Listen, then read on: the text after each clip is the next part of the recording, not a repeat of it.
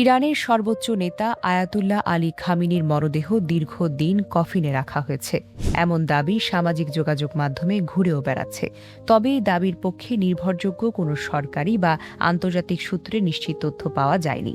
তবুও এমন গুঞ্জনের জেরে অনেকের মনে প্রশ্ন উঠেছে, কোনো মরদেহ কি দীর্ঘদিন কফিনে সংরক্ষণ করা সম্ভব? আর ইসলাম এই বিষয়ে কী নির্দেশনা দেয়?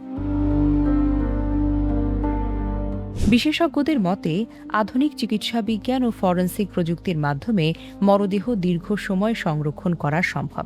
এই জন্য সবচেয়ে প্রচলিত পদ্ধতি হল এমবামিং। এই প্রক্রিয়ায় মরদেহের রক্ত ও শরীরের তরল অপসারণ করে বিশেষ রাসায়নিক তরল প্রবেশ করানো হয়, যাতে পচন ধীর হয়ে যায় এবং জীবাণুর বৃদ্ধি কমে যায়।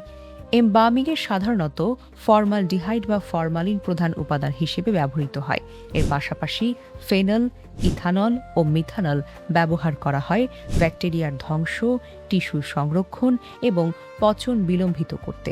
প্রয়োজন অনুযায়ী মরদেহকে নিয়ন্ত্রিত তাপমাত্রার কফিন বা শীতল কক্ষে রাখা হলে এটি আরও দীর্ঘ সময় অক্ষত রাখা সম্ভব।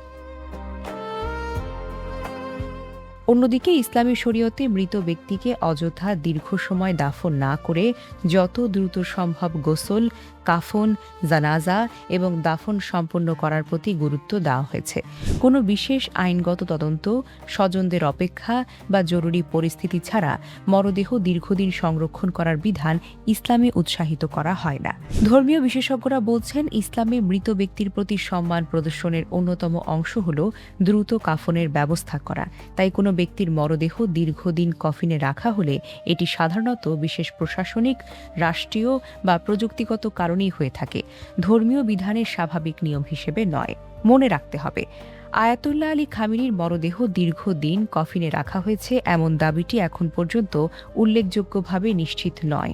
তাই এই ধরনের তথ্য শেয়ার করার আগে বিশ্বস্ত সূত্র থেকে যাচাই বাছাই করাটা জরুরি।